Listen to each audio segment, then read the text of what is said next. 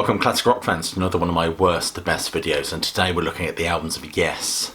I would like to state that I'm just going to include the official studio albums by Yes, so there's no Keys to Ascension, there's no Anderson, Bruford, Wakeman, Howe project here. And because there's so many albums, 19 I've counted, I'm going to have to be fairly brief for the ones at the bottom of my list. Number 19 is Open Your Eyes from 1997. I think when the band employed that original Yes logo, there was this expectation that they were returning to the glory days, so to speak. However, I have to say that I find the material on this record largely uninspired and uninspiring. It's way too long, it just meanders and drifts. A lot of the solos on this record seem rather uninvested and directionless. And it has to be said that the guitar riffs don't provide any impetus at all for the music on this record. For me, this album is the epitome of a creative dry patch made flesh. Number 18 is Talk from 1994. There's an energy to this record, a sense of fun, if you like. It tends to juggle that desire for the commercial success that the 90125 lineup enjoyed with the instrumental pyrotechnics of old. It doesn't meander or drift like Open Your Eyes, but it does also feel a little bit safe, shall we say. Part of me feels that this is just a rather cynical attempt to cash in on the commercial success of the 90125 album. But the quality of the material just isn't there, it doesn't engage or challenge the listener in any way. So number 18 is Talk. Number 17 is Union from 1991. I must admit I quite like the idea of this merging of these worlds, the Yes incarnation as it was then with the Anderson, Bruford, Wakeman, Howe project, this all-star cast or uber Yes, but unfortunately it just doesn't seem to work. I'm sure the whole thing looked great on paper, but unfortunately the music and the musicians tend to grate against each other than unify. Hence we get Union, or Onion as Rick Wakeman likes to call it, as it always brings tears to his eyes. I've noted down some of the songs I actually enjoy off this record. For example, Masquerade, I think it's some nice guitar work. I Would Have Waited Forever vocally is quite interesting and one that I enjoy. I suspect that the whole issue with this project is it was effectively a managerial decision rather than one based on any kind of artistic integrity. This All Together Now gimmick has just produced music that is inconsistent, muddled, and I have to say rather strained. And number 16 is Heaven and Earth from 2014. You know, this album is very easy to listen to, and I think therein lies the problem. It feels very much like Yes by numbers, pretty generic stuff really. I must admit I really love the cover of this record, the Roger Dean artwork, which I think is one of his best in my opinion, but unfortunately the great cover fails to speak of the music contained therein.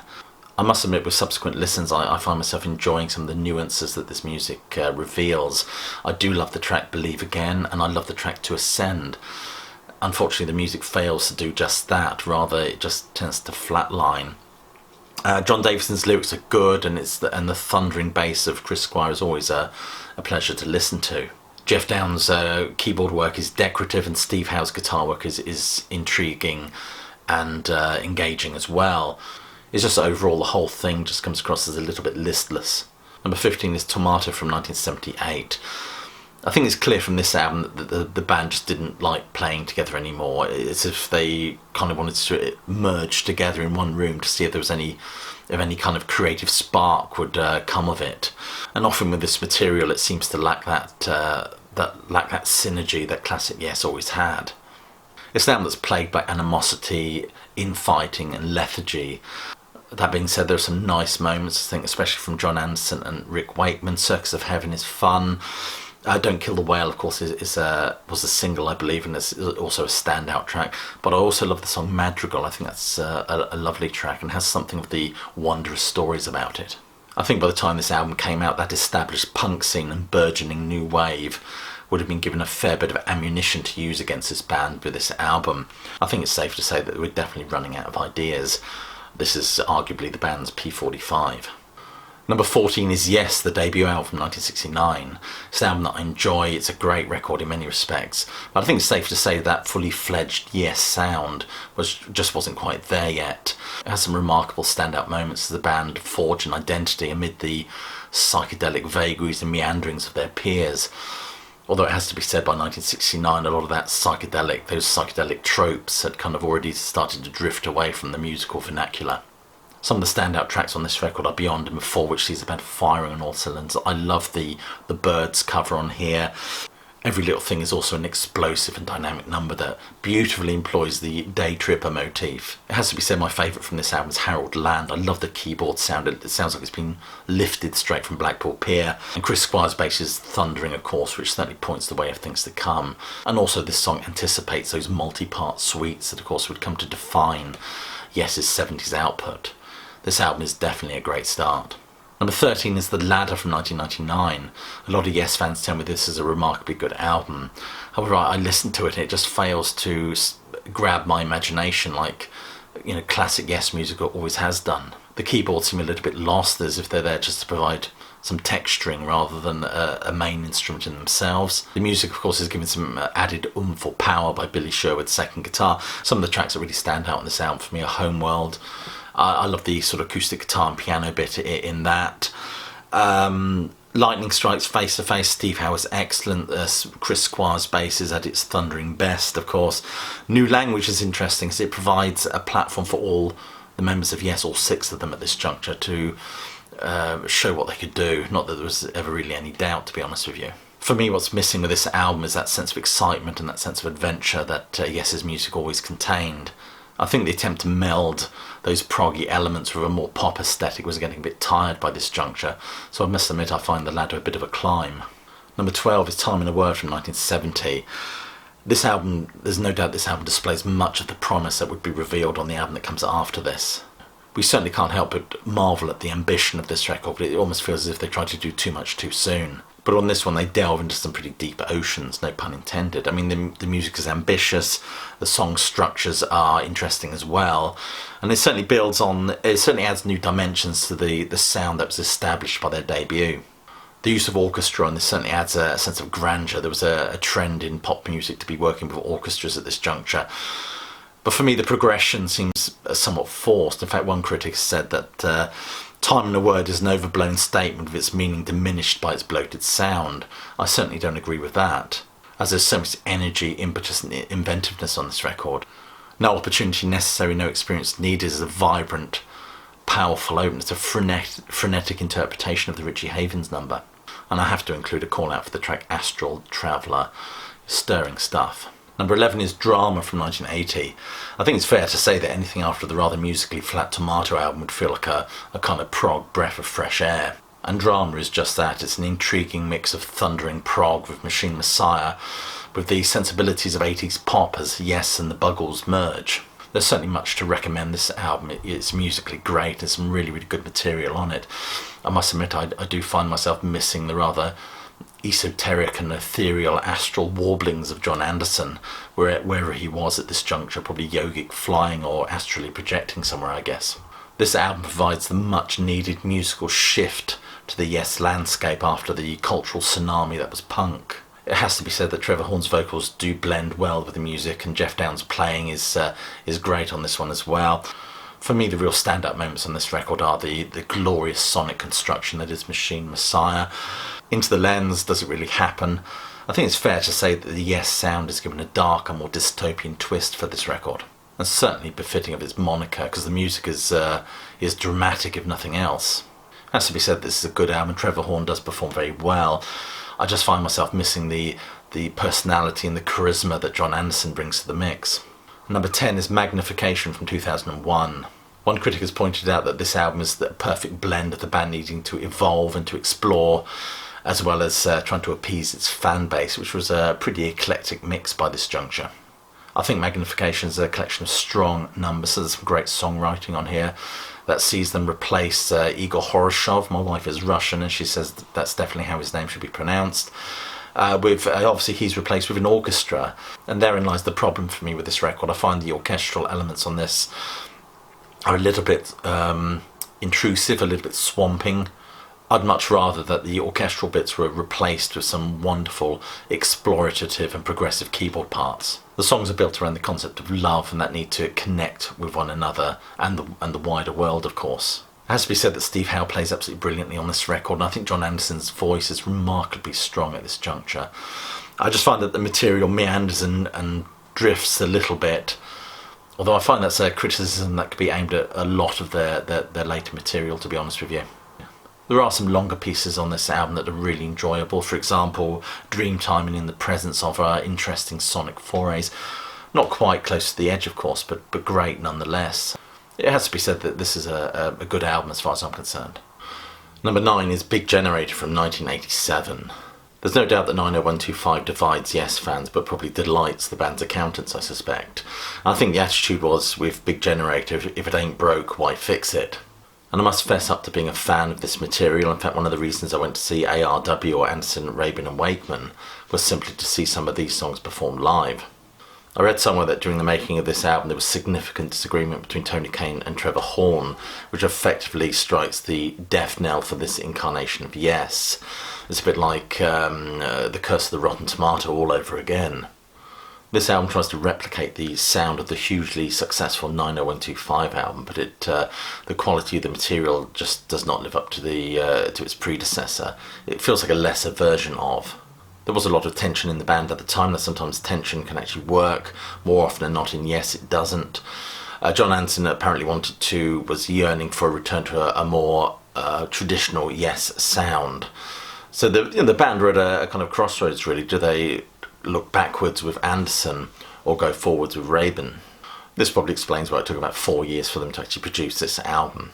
I mean, there's some good songs on this record. For example, I love Shoot High, Aim Low, Finalise, Love Will Find a Way, and the title track as well, which is excellent. But the material thereon doesn't quite, I think, live up to the marker put down by the album that precedes it. Number 8 is Fly From Here, the return trip from 2018. I consider this album to be a real return to form. Originally released in 2011 with the vocals of David Benoit, I think is how you pronounce his name. Re-recorded, of course, remixed with Trevor Horn on vocals, effectively reuniting that drama lineup. I love the first track on this record, that 20-minute suite that positively soars, again, no pun intended.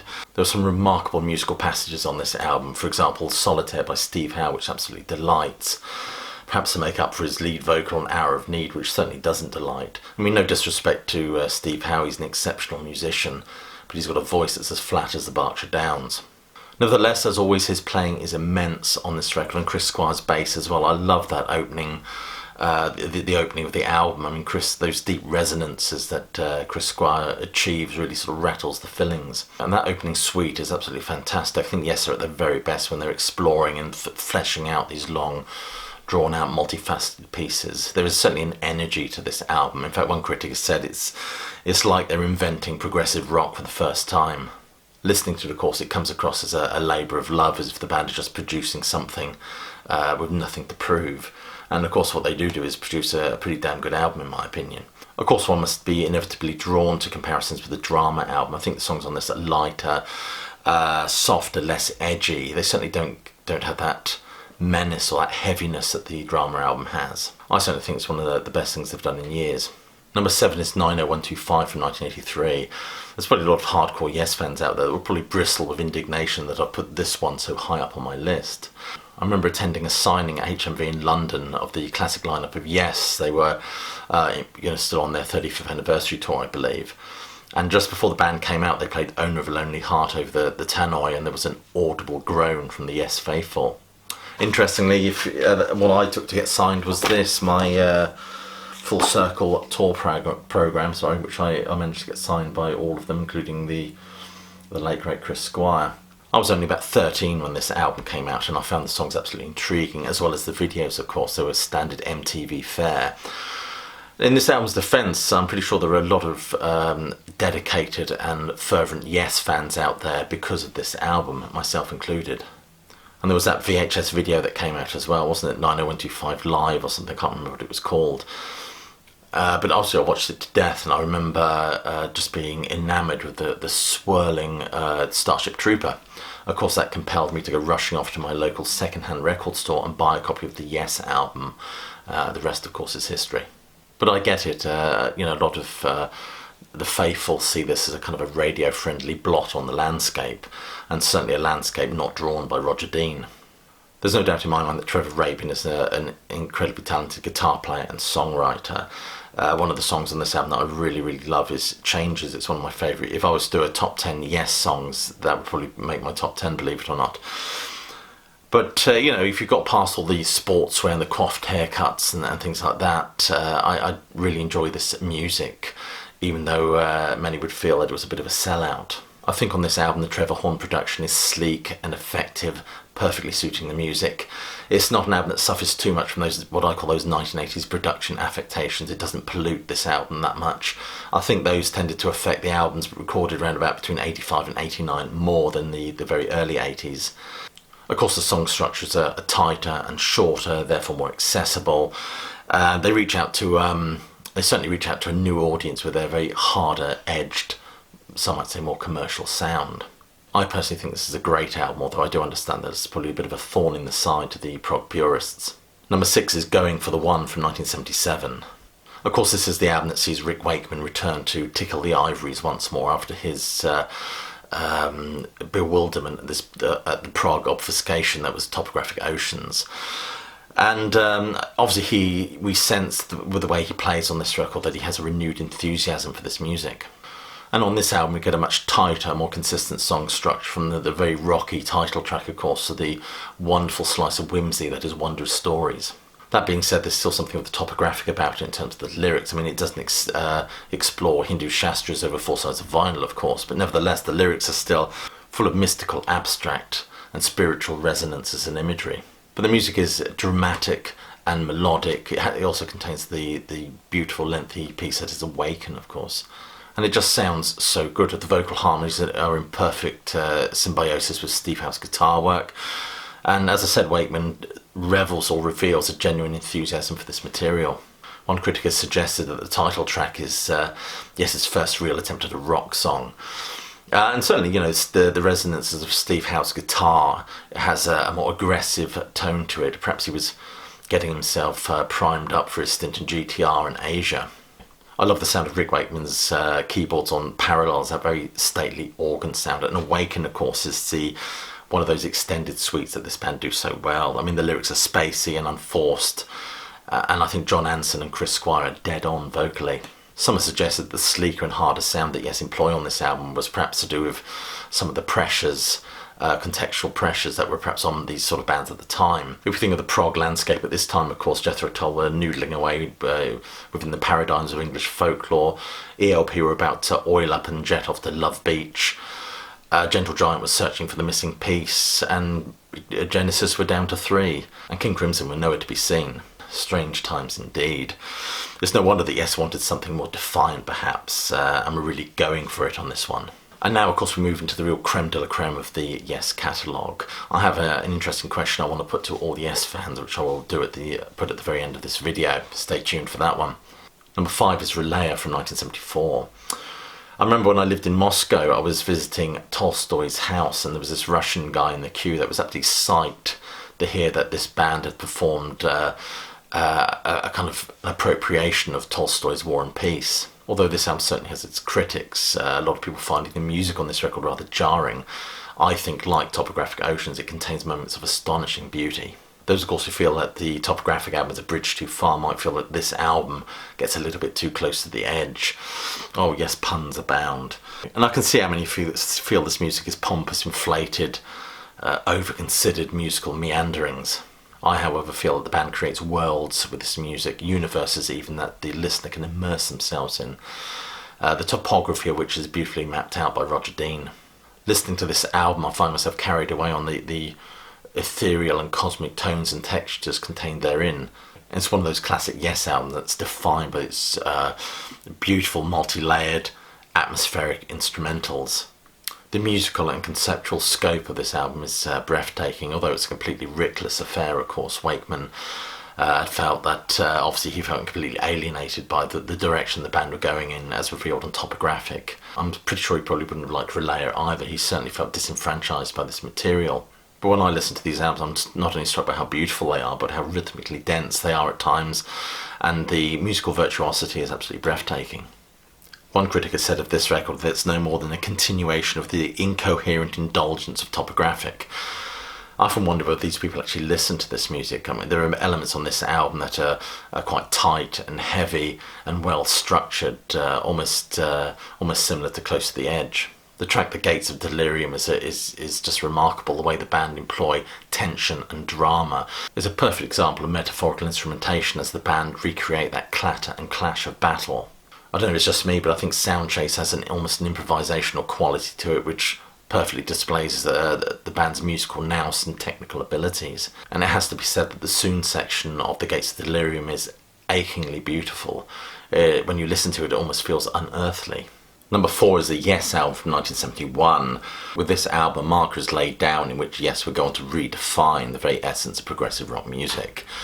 And Squire and Bruford play exceptionally well, especially with the opening thud of the Bonanza theme tune, to the wonderful counter melodies and rhythms they lay down, all providing a perfect platform for Steve Howe. And Steve Howe's playing on this is a perfect blend of country, folk-based progressive guitar work. He, with some jazz thrown in as well, of course. He is the Charlie Parker of prog.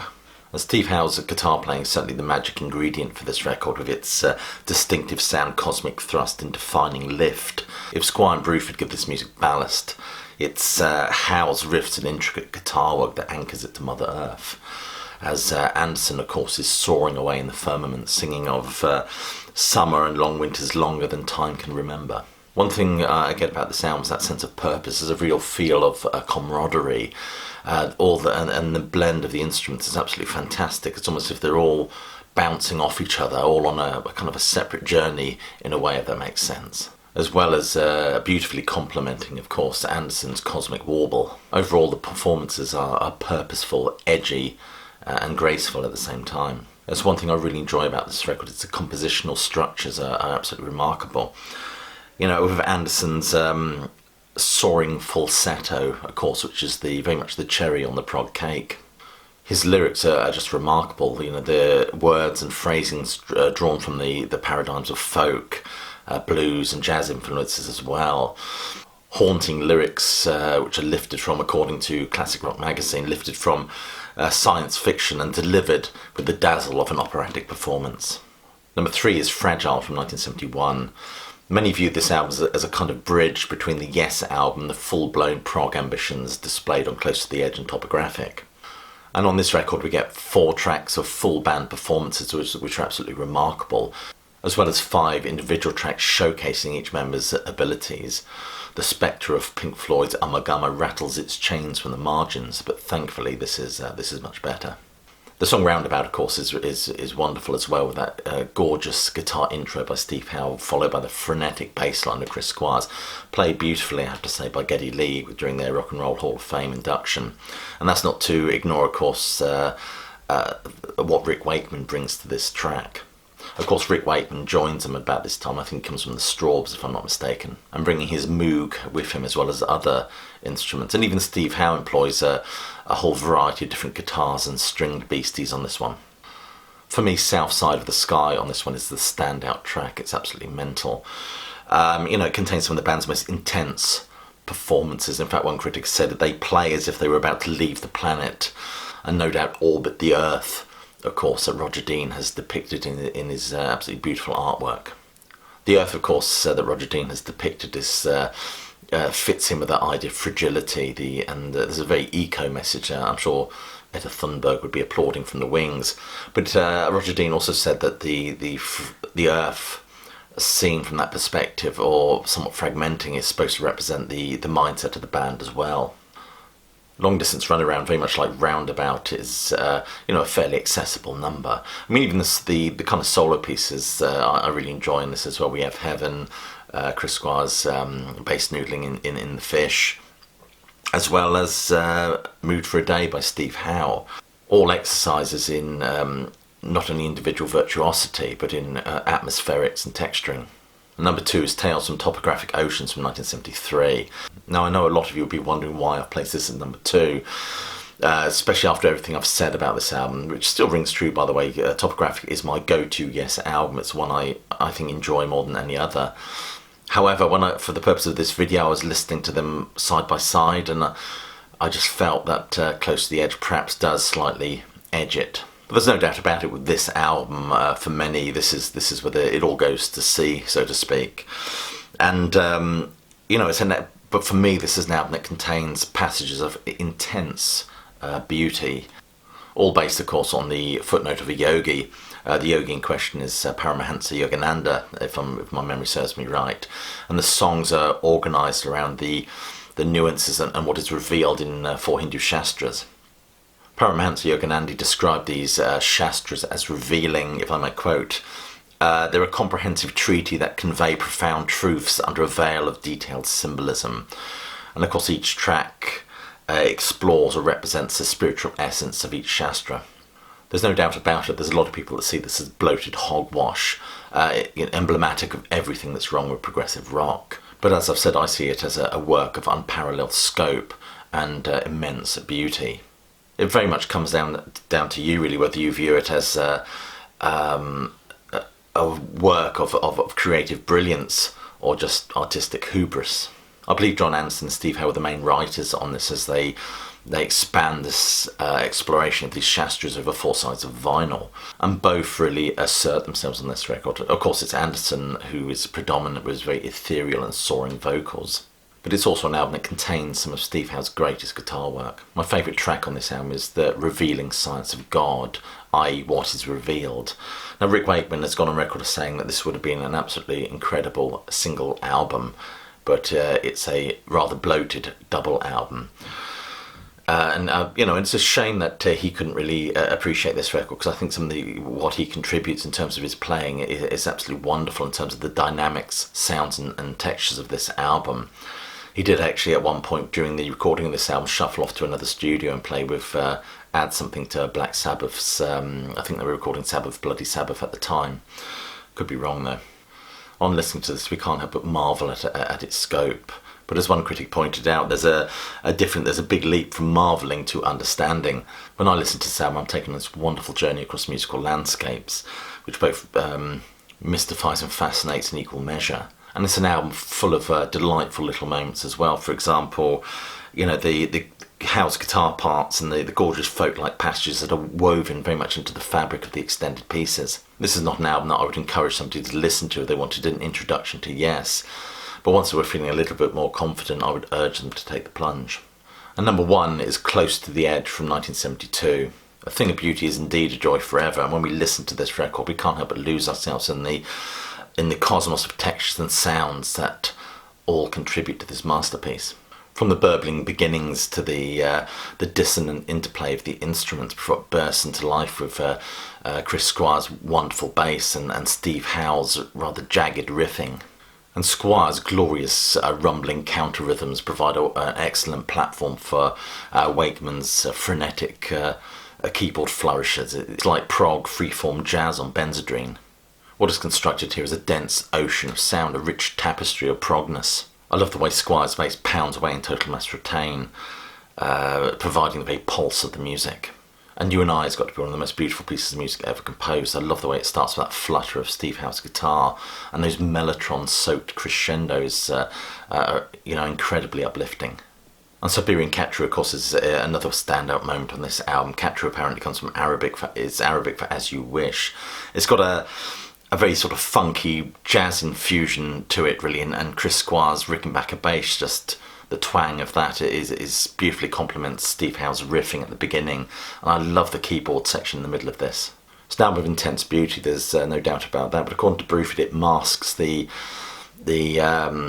some discontent amongst the personnel. In fact, I think he actually names the album Close to the Edge to reflect those tensions. The title track is fantastic. It's a lengthy piece, of course. I've said before that I think this is when Yes are at their very, very best. But it's also perfectly economic, if that makes sense. And what I mean by that is it doesn't sprawl aimlessly. There's no fat on it at all, which is often a criticism aimed at Topographic Oceans, of course. Every note in this track is just perfectly placed. It's like an interstellar overdrive for the senses.